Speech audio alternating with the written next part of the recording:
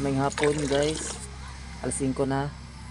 Mutulto na sa atong obligasyon sa pagpakaon sa baboy. Abi ninyo guys, grabe diri sa mong lugar ba diri sa Davao de Oro. Marbasin sa inyong lugar nga na pod. Diri manggod ang presyo sa baboy, 150 per kilo. Lugi kaayo mga namuhi. Kay barato kayo. Pero pag abot dito sa palengke, hasang mahala. Murag ang nakaganansya lang katong ahinti, ahinti. Kay kabalo ko ang mga bayan mo depend po nag-ahinti, mangitag baboy. Naingana pero napay ubang bayan nga mo direct sila sa farm sa mga namuhi. Nya, diri guys. Mura ra kog nagtigog mo ni mga sako hastang daghana. Ano, di na mabilang. Maga na kay mga sako. Karon alas 5 nag-prepare na ako sa mga pagkaon sa baboy. Lugi lagi kaayo.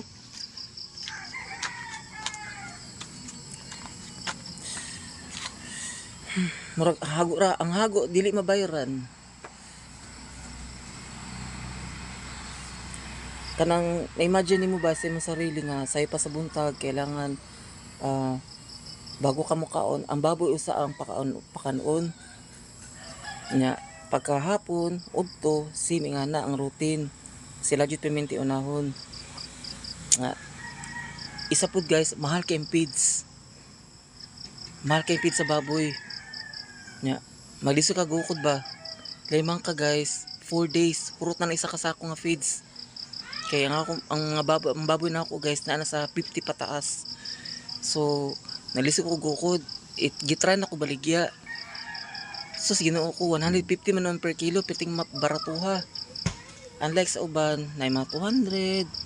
Sa ubang area, Visayas, Luzon, ingana ba. Pero diri sa Pantukan, Davao de Oro, piti ka barato, mas napad yun mas barato jud ana guys. Manghinayang kay ko. Naghago-hago ra ko ba. Pero sige lang kay gisudlan naman gud nako, kaya naman ning kamot ang taan eh. Pasalamat na lang po ko sa Ginoo kay gitagaan ko gingani. Gikan po sa TikTok mo na karon masige ra ko live sa TikTok maning kamot para na ako ikapalit og page. Kay kailangan ako gukdon ng ilang pagkaon. Aside sa pagkaon, ang mga panginahanglan po namin sa balay. So kato guys, perte gyud na naluya ko sa presyo sa baboy, perting baratuha. 150 per kilo. Abot sa uban pila ka no. So, karon murag ano ni. Kani siya guys, oh, 3 ka kilo. Kani 1/2. So para ram ni sa kani dumalaga, para kani sa mga baboy na ko nga tag 50 kilos pataas. So ang kamot talantaan ni sa sunod kanang mumahal ang presyo sa baboy kay sa karon man gud dagan jud sulti nga barato jud kayo, apektado.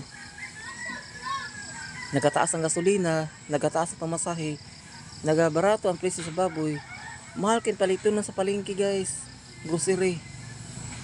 Kini lang tak nag-asahan pero saan ta man lugi jud kayo, kailangan na jud ako ibaligya ni mga baboy. Okay, kung dili na ko ni baligya guys, tagbaw ko sa mga feeds. Di makaya. Imagine na ninyo guys, hapit na 2,000 ang pagkaon sa baboy, ang isa kasako. Ang kanang isa kasako, mauro talaga 4 ka adlaw. 4-5 ka adlaw, di ara. O di kay maptag 5 ka adlaw, hurot na na. So, bato lang. Salamat sa inyong pagpaminaw. God bless you all.